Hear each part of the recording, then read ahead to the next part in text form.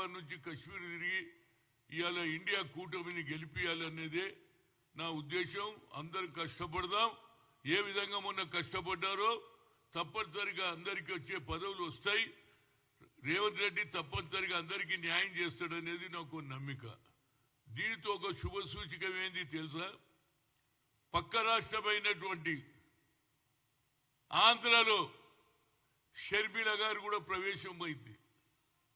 ఈ పని ఎప్పుడో చేయమన్నా అమ్మా నువ్వు ఎందుకు షర్మిలమ్మ ఎందుకు ఇక్కడ ఏమున్నదని వచ్చావు అమ్మా? నువ్వు ఉన్నావు ఇక్కడ ఆడబిడ్డవే, ఇక్కడ ఆడబిడ్డవే ఒప్పుకుంటా. కానీ ఎక్కడనైతే పోగొట్టుకున్నదో అక్కడనే ఫైట్ చేస్తే అదేదో పాట ఉన్నది, ఏది ఆకులు రాలినదే మళ్ళా పురుగుతుందని ఒక పాట అయినా అక్కడ నీకు న్యాయం జరుగుతుంది. ఈ పని మొదలు ఎప్పుడో చెప్పిన అమ్మ నువ్వు ఇక్కడెందుకు అనవసరంగా టైం వేస్ట్ చేస్తున్నాను. ఫైనల్ గా షీ హాజ్ అగ్రీడ్.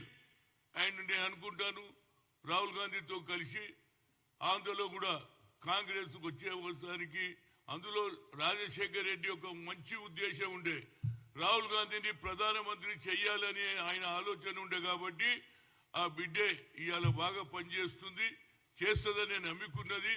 కానీ ఆమెకు ఒక్కటే కోరిక అన్నది, నేను ఇవాళ పేపర్లో చూసిన ఇంత అన్యాయం అయితే ఎక్కడ చూడలేదండి. మహిళల మీద 8 మంది దౌర్జన్యం చేయడం, ఆమె ఫస్ట్ విజిట్ తప్పనిసరిగా ఆ కుటుంబానికి పోవాలి. అక్కడికెళ్ళే నువ్వు మొదలు పెడితే బాగుంటుంది. ఎందుకంటే ఒక ప్రజలలో ఇమేజ్ వస్తుంది, అదే షర్మిల గారు వచ్చారు ఒక మహిళకు జరుగుతున్న అన్యాయాన్ని ఎండగట్టడానికి, ఈ అన్యాయాన్ని ఎదిరించడానికి వచ్చిందనే ఒక ఆలోచన కూడా ప్రజల్లో మొదలు పెడతారు. తప్పనిసరిగా ఆమె సక్సెస్ కావాలని, అక్కడ కూడా కాంగ్రెస్ బలపడాలనేదే నా ముఖ్య ఉద్దేశం.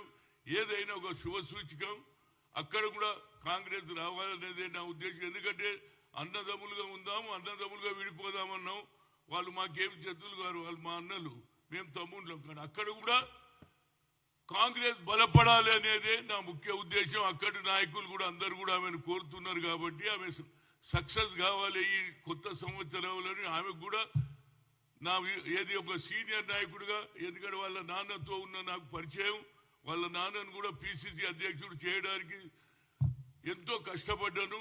ఎంతో మంది వ్యతిరేకం చేసినా కాబట్టి ఆమె కూడా అక్కడ సక్సెస్ కావాలనేదే నా ముఖ్య ఉద్దేశం.